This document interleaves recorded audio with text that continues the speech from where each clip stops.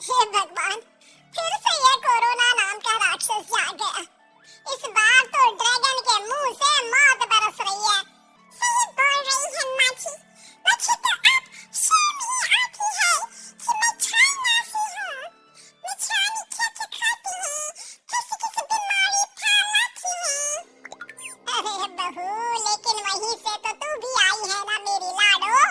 तू तो अंडा भी नहीं खाती। माची, अच्छा खासा सब ठीक हो गया था, लेकिन पता नहीं कैसे ये फिर निकल आ गया। काश चाइना वालों को थोड़ी सी और अकल होती तो आज हम लोगों से अपने यूं जुदा ना हो रही होती। कोरोना की नई लहर से देश में हो रही मौतों और घर में बंद रहने के कारण हमारी चाइनीज बहू बहुत दुखी होती है। उसे लगता है कि भारत में जो कुछ भी हो रहा है वो उसी के कारण हो रहा है। अब हमारी चाइनीज बहू परेशान सी रहने लगी। अरे क्या बात है मेरी चाइनीज गुड़िया, आज तू एक्सरसाइज नहीं करेगी? अरे ना तो तूने जूस पिया है, क्या हो गया लाडो? कुछ नहीं मम्मी जी, बस अच्छा नहीं लग रहा, लोग मर रहे हैं और मैं जूस पीऊं? माची, चाइना से आई है महामारी और मैं भी तो चाइना से ही आई ना। अरे बेटा, ऐसा ना सोच। सास पूरी कोशिश करती कि वो चाइनीज बहू को समझाए कि इस बीमारी के लिए वो खुद को दोषी ना समझे, लेकिन माची, मैं आज खाना नहीं खाऊंगी, अब सबका खाना बना दिया है, मैं कमरे में जा रही हूँ, प्लीज डिस्टर्ब मत करना। सास ने अपनी हंसती खेलती बहू का ये रूप तो कभी देखा नहीं था, लेकिन कर भी दी तो क्या, अगले दिन सुबह सुबह, अरे ये पूरे घर से स्वादिष्ट खाने की महक आ रही है। ये कौन है जो चाय बनने के वक्त लंच बनाकर तैयार कर रहा है? वो किचन में आती है जहाँ चाइनीज बहू ने शुद्ध वैष्णव खाना तैयार कर रखा था। अरे बहू, सोई नहीं क्या जो इस वक्त इतने प्रकार का खाना बना लिया? हाँ माची, क्या करे, जब दिल में बोझ हो तो नींद नहीं आती, तभी तो मैंने सोचा मैं गरीब और जरूरतमंद लोगों को खाना पहुंचा दूंगी। वो ढेर सारा खाना रोज बनाते और गरीब और बेसहारा लोगों में बांटते। क्या कर रही है बहू? कितने दिनों से देख रही हूँ तू अच्छे से सोती भी नहीं है, क्यों कर रही है लाडो? क्या करूं माची, मेरे देश के लोग जीवन की लड़ाई लड़ रहे हैं और मैं सो जाऊं, मुझसे नहीं होता। एक दिन चाइनीज बहू पीपीटी किट पहनकर खड़ी होती है। अरे ये क्या बेटा, खाना देने जा रही है या लड़ाई लड़ने?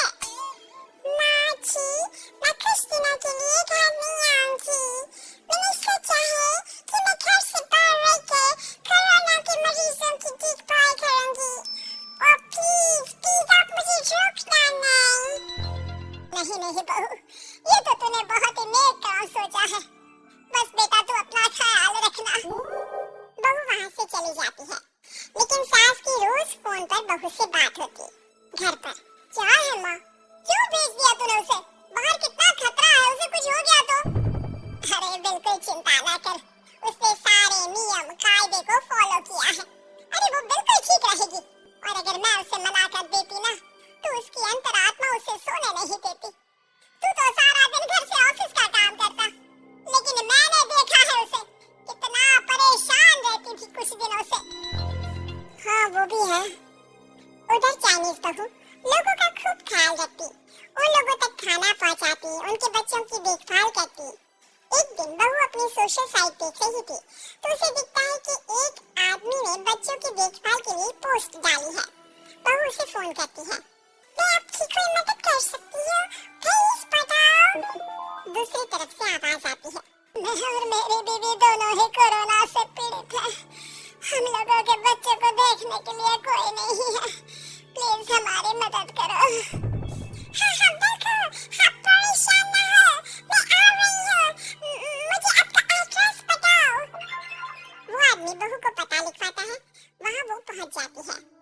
ओह, ये किसे बुला लिया आपने? ये तो चाइनीज है, इसी के कारण तो हम लोगों का देश इस परेशानी से जूझ रहा है। और पर ये तो हिंदी में बात कर रही थी, तभी बीवी की ऑक्सीजन लेवल गिरने लगती है। ये क्या हो रहा है? आप टेंशन क्यों ले रहे हैं? जल्दी से इन्हें अस्पताल लेकर जाइए। रुकिए, मैं आपको एक अस्पताल में बेड भी दिला देती हूँ। वो मेरे अंकल का अस्पताल है। चाइनीज बहू फोन पर बात करके उन लोगों को बेड दिलाती है, जहाँ पति की भी तबीयत खराब हो जाती है, और दोनों को बेड दिलाकर बहू घर में बच्चों की पूरी देखभाल करती है। सास का बहू पर फोन आता है। अरे मेरी चाइनीज गुड़िया, कैसी है रे तू? अरे माँ, पीछे की गली में ही हूँ मैं। वो खाने वाला है ना, उन दोनों हस्बैंड वाइफ को कोरोना हो गया था। मैंने उन लोगों को श्रीवास्तव अंकल के अस्पताल में भर्ती करवा दिया है, और अब मैं माँ जी उन दोनों बच्चे का ख्याल रख रही हूँ। अरे जीती रे बेटा, कोई जरूरत हो तो बता देना। नहीं माँ जी, सब कंट्रोल में है, बस इन बच्चों के माँ बाप ठीक होकर घर आ जाए। अच्छा माँ, इन लोगों के घर का फोन बज रहा है, मैं आपको थोड़ी देर बाद कॉल करती हूँ। लैंडलाइन में घर के मालिक का फोन था। हम लोगों की जिंदगी का कोई भरोसा नहीं है, यहाँ इलाज महंगा है और हम लोगों के पास पैसे नहीं है। जितना इलाज हो सकेगा उतना ही होगा। हमारे बाद प्लीज आप हमारे बच्चों को संभाल लेना। नहीं ऐसे मत बोलिए, मैं अस्पताल वालों से बात करती हूँ। बहू अपनी बैंक से अस्पताल वालों को पैसे दे देती है और फोन पर कहती है, मैंने आप लोगों के अकाउंट में पैसे डाल दिए हैं, इन दोनों का अच्छे से इलाज होना चाहिए। पैसे की जरूरत होगी तो मैं और डाल दूंगी। सारा दिन बहू कोरोना पेशेंट के बच्चों को देखती, रात में ढेर सारा खाना पैक करके जरूरतमंदों में बांटती, सोशल साइट्स के जरिए भी वो लोगों से जुड़कर उनकी मदद करती। फिर एक दिन घर का मालिक और उसकी बीवी ठीक होकर घर आ जाते हैं। आपका बहुत बहुत शुक्रिया, मैं आपकी पाई लौटा दूंगा। पाई नहीं, पैसा दिया था, लेकिन वो जब आप दोनों को ठीक हो जाना तो क्षमा कर दीजिए ना, कोई बात नहीं। दोनों पति पत्नी चाइनीज बहू का शुक्रिया अदा करते हैं। आप तो हम लोगों के लिए भगवान की तरह है, आपका बहुत बहुत शुक्रिया। चाइनीज बहू बहुत खुश हो जाती है। वो घर आकर सास को पूरी बात बताती है। देख मेरी चाइनीज गुड़िया, तुझे चाइना का होने पर अफसोस था ना, लेकिन तूने सच्चे दिल से लोगों की सेवा करके ये बता दिया